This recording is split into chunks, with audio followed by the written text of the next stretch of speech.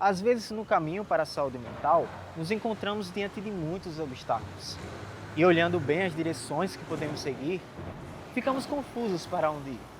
Mas o que não percebemos é que basta uma mudança de perspectiva para encontrar o que procurávamos, onde menos se esperava. A série Impacientes apresenta nesse episódio mais caminhos do labirinto.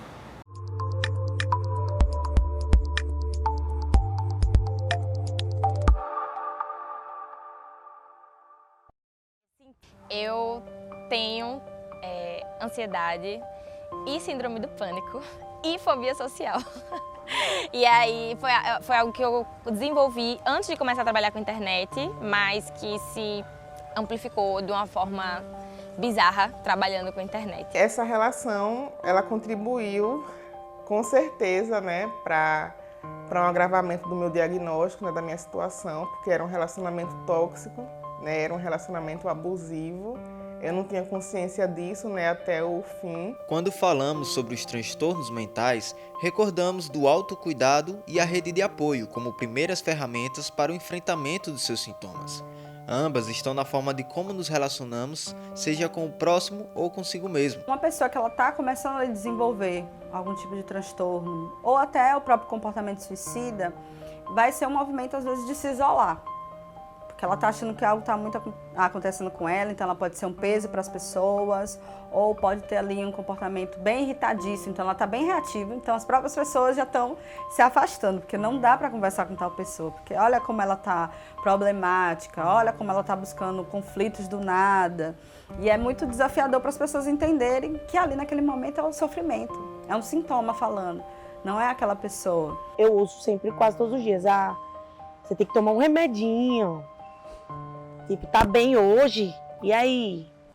Hoje não tá surtada não, sabe? Faz sempre eu ouço esse tipo de piadinha. Melhor você não vir do que ficar surtando, como se eu quisesse sair de casa pra surtar. Ou se eu quisesse, tipo, estar num lugar feliz e meu humor mudar bruscamente, como se eu quisesse, como se eu fizesse proposital. E não é, entendeu? Em alguns momentos eu não consigo controlar. Para o psicólogo e especialista em relacionamentos Norton Machado, os relacionamentos, sejam presenciais ou virtuais, têm extrema influência na nossa saúde mental. Relacionamentos é um protetor de saúde mental, então a gente percebe que as pessoas em adoecimento psíquico, em vários delas, um dos principais sintomas é o isolamento. Então a gente já sabe de que uma configuração de saúde é muito mais que as pessoas estejam em contato, estejam em relação, do que elas estejam isoladas. A questão maior vai ser a qualidade da relação, a nutrição que aquela relação é capaz de produzir. Infelizmente, para Juliana Araújo, o relacionamento que viveu não somente prejudicou a sua saúde emocional, como também serviu de agravante para os seus sintomas. O isolamento diante de situações sociais e a descrença em relação afetiva têm sido pontos a se enfrentar juntamente com o transtorno mental. Percebo essa diferença, né? A Juliana de antes desse relacionamento e a Juliana de depois, né? Uma pessoa que me manipulava de diversas formas e sempre se colocava no papel da vítima, né? Então eu sempre me sentia culpada, às vezes eu não tinha voz no relacionamento ou eu não falava uma coisa com medo de magoar essa pessoa, né? A manipulação nos relacionamentos é muito sutil. Então, a pessoa que está dentro, talvez ela não perceba, ou leve muito tempo para perceber esse comportamento de que, olha, sempre que eu conflito o outro em alguma coisa, ele vai tentar sair por cima no sentido de se justificar ou de devolver aquele meu incômodo, dizendo que o problema está em mim e não na pessoa. E quando a gente fala de relacionamento, a gente está falando de responsabilidade. Ela tem uma forma muito sedutora, muito manipulativa, de deixar com que ela seja sempre a necessidade maior. Ele não comemora suas conquistas ou até sente inveja de coisas que você fala que teve algum tipo de ganho. E esse já é um sinal fortíssimo de que essa pessoa está em um relacionamento abusivo. A história dela, o sentimento dela não é levado em consideração. Realmente a rede vai notar que, nossa, tal pessoa age estranho. Já reparou como ele muda o comportamento em determinados momentos? Ou como ele fala com você, que pode ser num tom de deboche, às vezes, achando que, não, é brincadeira, é o jeito dele. Mas ali ele está menosprezando. Relacionamentos tóxicos que, mesmo virtuais, têm afetado a Luísa Alan. Como influencer, ela fez das conexões com as pessoas a sua profissão e revela como a saúde mental é fortemente afetada pela rotina, pelos comentários de seguidores e pela obrigação de sempre estar bem diante da câmera, o chamado imperativo da felicidade nas redes sociais. Quanto mais a página cresce, mais tem pessoas que gostam do seu trabalho, mas também tem mais pessoas que não gostam do seu trabalho e que também não querem te ver crescer. Então, qualquer oportunidade que a pessoa tiver para, sei lá, falar uma fake news ou distorcer histórias ou criar histórias para desmerecer o seu trabalho, o seu esforço de alguma forma, isso acontece.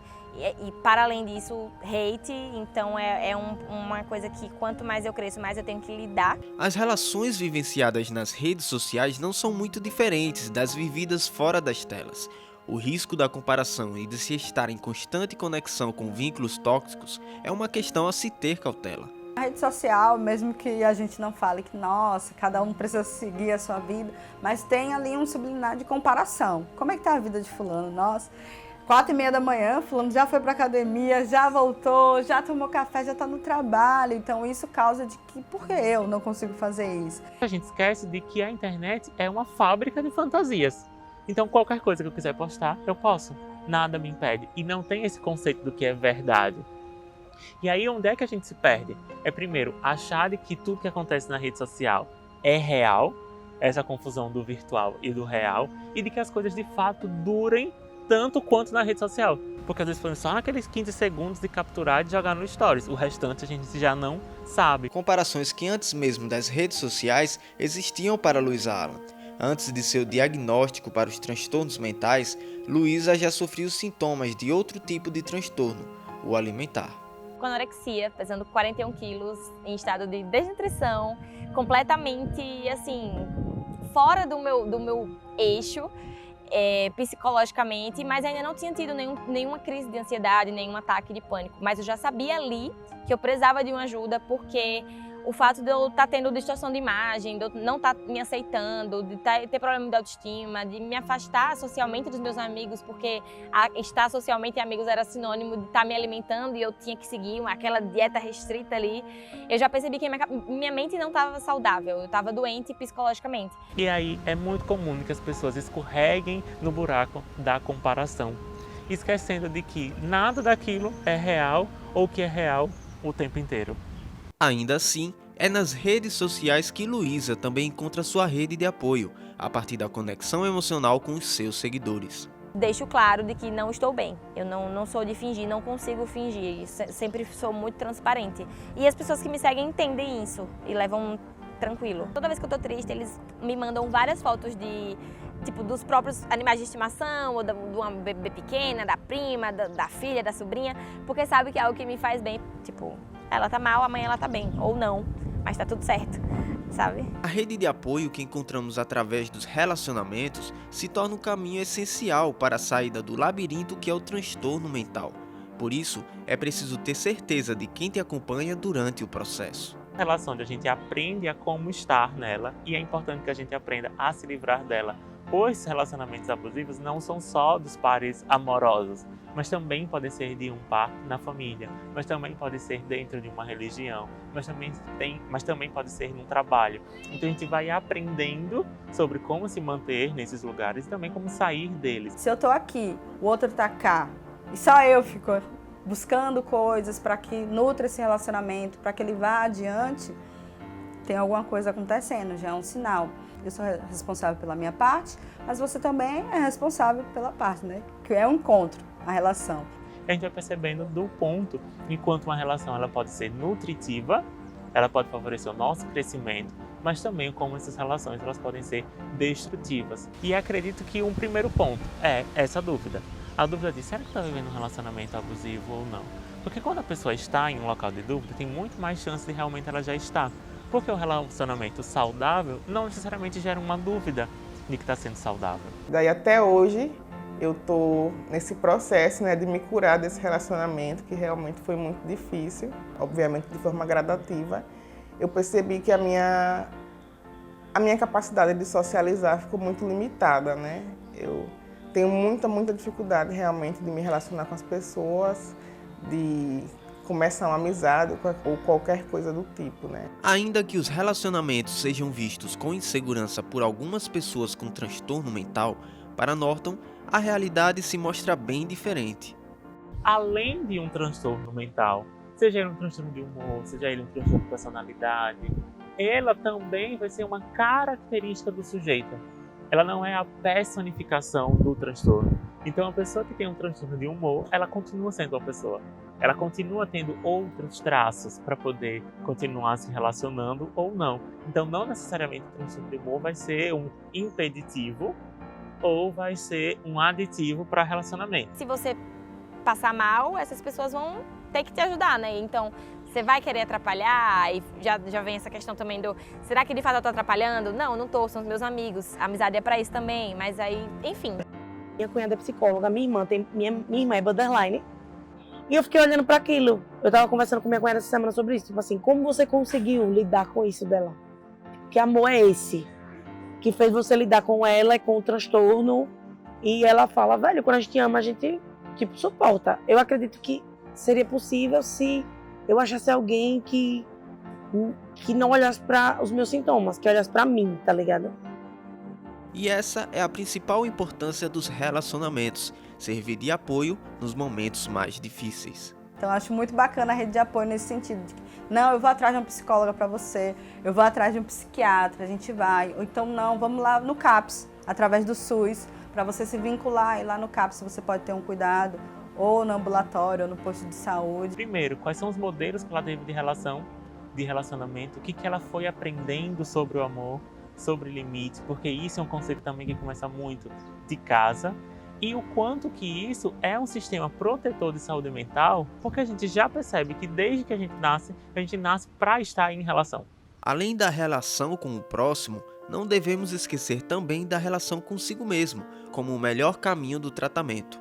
E é assim que funciona a psicoterapia, sempre a primeira decisão a ser tomada quando se busca cuidar da saúde mental. A psicoterapia tem esse papel de desenvolver essas ferramentas que ajudem o indivíduo a reconhecer que horas de iniciar uma relação, que horas de pausar, que horas de retomar, que horas de desistir, que horas de encerrar, em busca da autopreservação. Se eu não tivesse o acompanhamento da psicóloga, eu provavelmente não teria conseguido, né, até a gente construir essa autoestima para eu poder ir na delegacia e prestar o boletim, né, e saber que eu estava fazendo a coisa certa. Eu consegui, né, novamente por um projeto social que foi voltado para mulheres que passaram por algum tipo de agressão, né, tanto física quanto mental, alguma relação abusiva, né.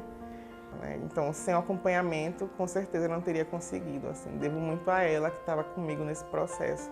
Talvez com a terapeuta disse que essa parte de relacionamento com a terapia e com a medicação, com o tempo, eu consiga ir me abrindo aos poucos. Além da terapia, a busca simultânea por outros caminhos de cuidado com o bem-estar é também essencial. Eu trato diariamente, tanto com terapia, quanto com atividade física, quanto com, enfim, trabalhar em diversos pontos para que os impactos nisso não me afetem tanto no meu dia a dia. Com a psicóloga, psicólogo, a depender do caso, da gravidade, também é importante que tenha um acompanhamento psiquiátrico, porque talvez essa pessoa precise de uma intervenção medicamentosa e é o médico que tem como ofertar esse cuidado. A consciência da necessidade de fazer terapia, da necessidade de tratar a saúde mental como uma saúde corporal também, tipo, botar na mesma importância, sabe? Para estar no consultório psiquiátrico, ela vai ter que vencer essas 3 etapas. Primeiro, o preconceito de ir ao psiquiatra. Segundo, um preconceito de receber um diagnóstico, por exemplo, de depressão, de toque, de esquizofrenia. Isso é difícil para as pessoas. E terceiro, em saber que precisa usar um remédio controlado. Então, as pessoas têm muito medo de ficarem dependentes ou sedadas, ou, assim, alterar a personalidade, por exemplo. Assim como o diabético toma remédio, o hipertenso toma, eu entendi que existe uma desregulação hormonal e emocional também, né? E a medicação vai servir para me deixar em equilíbrio, né? Para me deixar estável. Mas até o processo de aceitar e conseguir tomar foi um processo também. Assim, na saúde mental não existe, assim, muitas vezes uma pneumonia, né? Que você trata 7, 14 dias e você fica bom. Então, a gente tem que entender que na medicina, muitas doenças são crônicas. Muitas doenças demandam tratamento de meses. Muitas doenças demandam tratamento até da vida toda, como diabetes, hipertensão. Mas não quer dizer que você está dependente desse remédio. Não, você precisa do remédio para ficar bem. A saúde mental tem encontrado diferentes caminhos além da psicoterapia. Segundo Thaisa Belém, arte-terapeuta, a criatividade está entre essas atividades complementares, como a musicoterapia e a arte-terapia. Não é só usar o recurso artístico e a gente está fazendo arte-terapia. Tem um modo de fazer uso desses recursos. E é esse modo de fazer que a gente pode ou não chamar de arte-terapia. Porque aí tem método, né? Aí tem método, e aí por isso a gente tem formações, e enfim, é para distinguir que a arte-terapia não é tudo que se faz usando o recurso artístico. Não é. A arte comunica. Se a gente pensar em oficinas, em grupalidade mesmo, em atividades em grupo, é muito bacana porque tem coisas que a gente não consegue expressar verbalmente. Por isso, às vezes, a gente recorre a um filme, a gente escuta uma música, a gente lê uma poesia, um livro, assiste uma peça de teatro. E quando a gente está fruindo, fazendo isso junto, essas sensações e essas emoções, elas vêm à tona. Para abrir lugar para a música, para as artes de forma em geral, para o campo das sensibilidades como um campo possível, sim, de contribuir com a saúde mental, no sentido de trazer dimensões que a esfera da medicina, a esfera da própria psicologia tocam, mas não é o seu mote principal. Então, a gente quis também poder viabilizar nesse espaço, que foi o Entre Artes, um espaço de arte de cuidado em saúde mental, onde a arte fosse esse carro-chefe. E se eu te disser que existe um terapeuta que, sem dizer nenhuma palavra, tem auxiliado em muito os seus pacientes?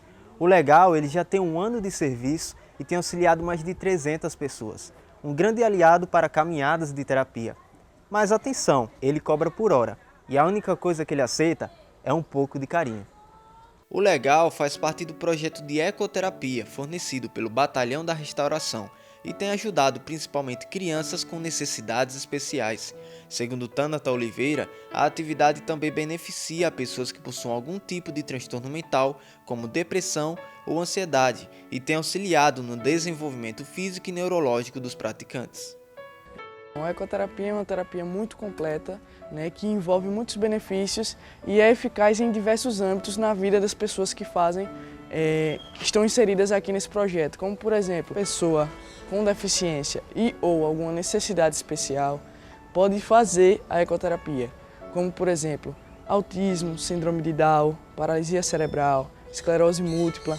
Nós temos também comprovações de que a ecoterapia faz muito bem no tratamento da depressão, da ansiedade. Então, são diversos âmbitos que a ecoterapia pode auxiliar bastante. Para a realização da sessão, é que tenha um auxiliar guia, vai puxar o cavalo, o terapeuta que vai do lado e mais uma pessoa auxiliar do outro lado. Caso disponha dos três, os três. Se não, o auxiliar que puxa o cavalo e o terapeuta do lado.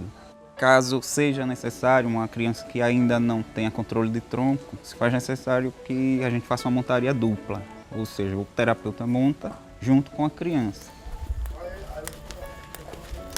Cadê o avião bonito? Nossa, o avião. Andrei tem 6 anos, ele faz ecoterapia desde 2022. Andrei tem o diagnóstico de paralisia cerebral diplégica, que é da cintura para baixo.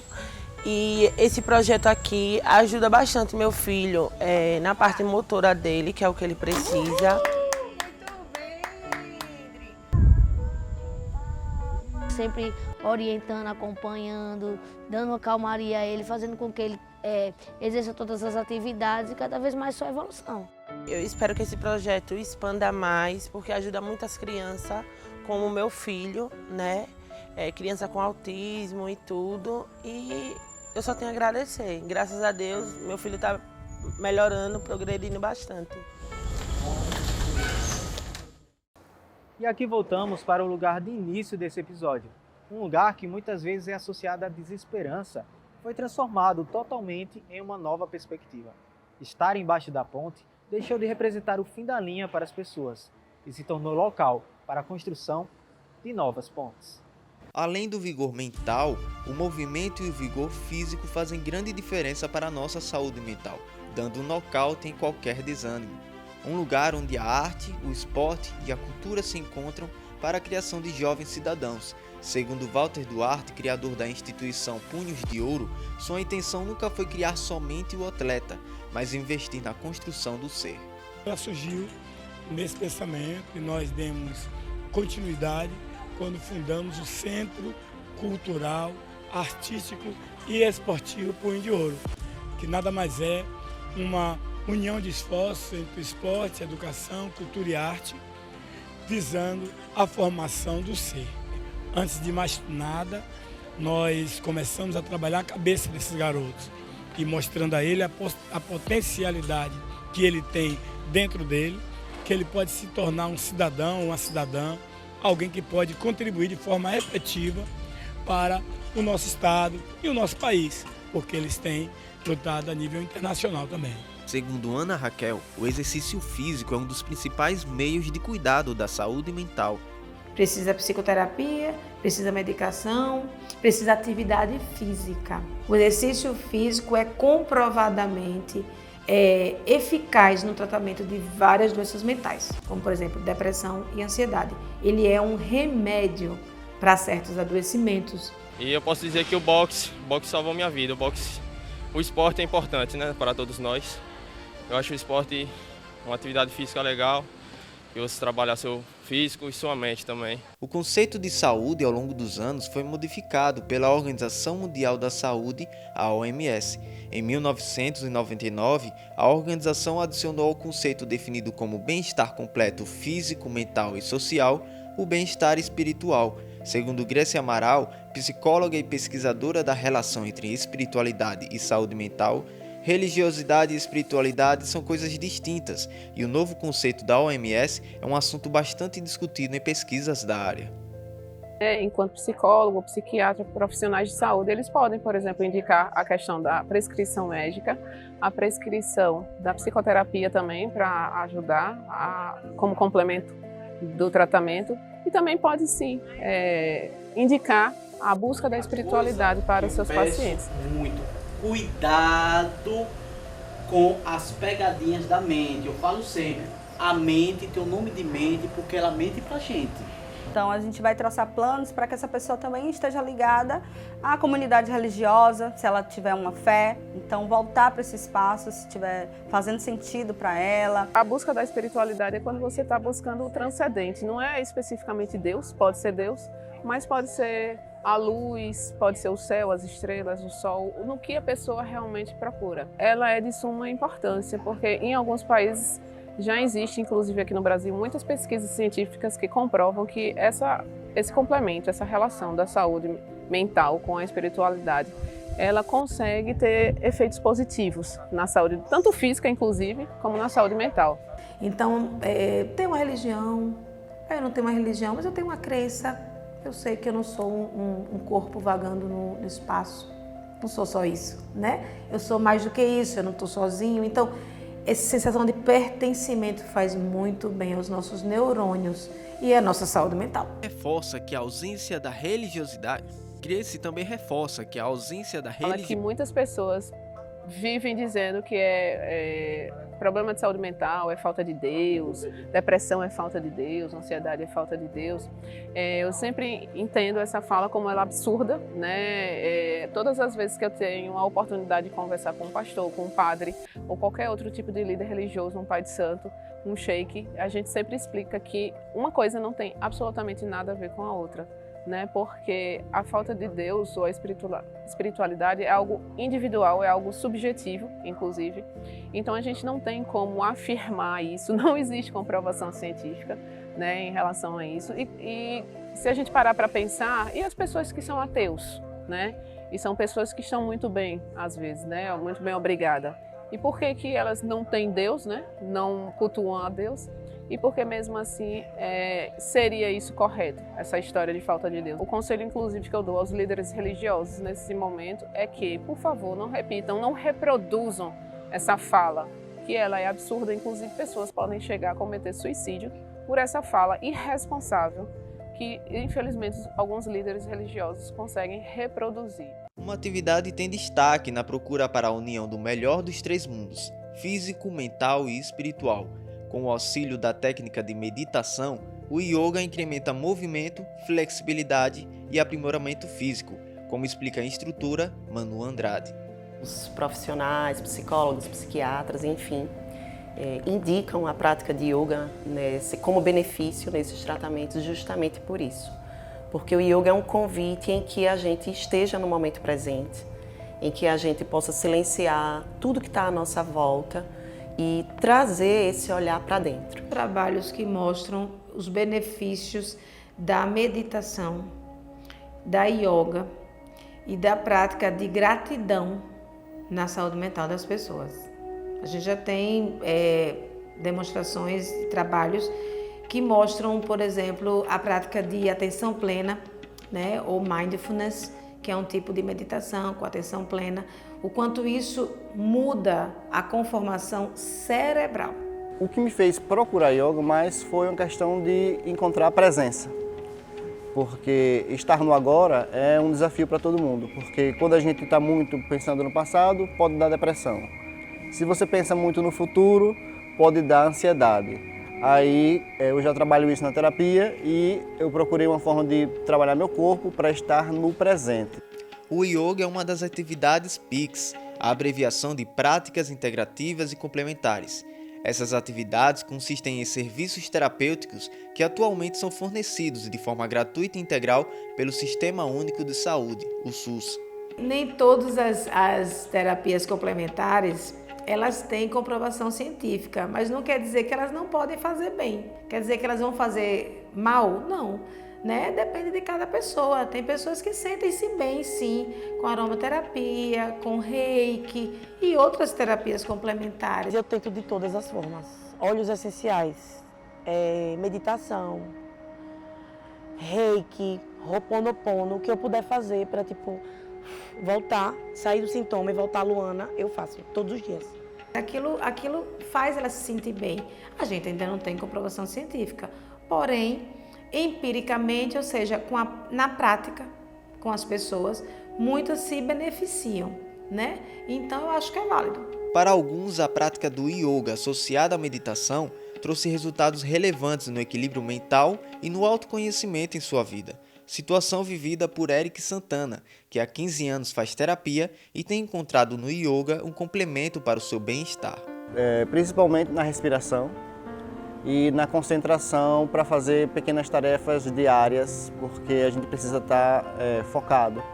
Aí quando tem pequenas tarefas que às vezes você sente alguma coisa de fora, não tira o foco. Então a gente precisa explicitar isso. Meditação, yoga, atenção plena, né? Outras práticas que a pessoa queira. Então, essas práticas todas não tem nenhuma contraindicação. Elas são super bem-vindas e elas são complementares, sim, elas ajudam, em especial essas que eu citei, que tem comprovação, né? Exercício físico, meditação, yoga e o exercício de gratidão. A atitude que você vai tomar vai trazer consequências positivas se você souber o que você está fazendo e só se conhecendo. E para se conhecer melhor, basta procurar uma terapia. É bem simples. O episódio está chegando ao fim. Como vimos, há diversos caminhos disponíveis para o cuidado da sua saúde mental. Basta que você escolha aquele que você mais se identifica. Você é um elemento que não pode faltar na sua escolha. Eu fico por aqui. Te encontro logo mais no próximo episódio Pacientes. Até lá!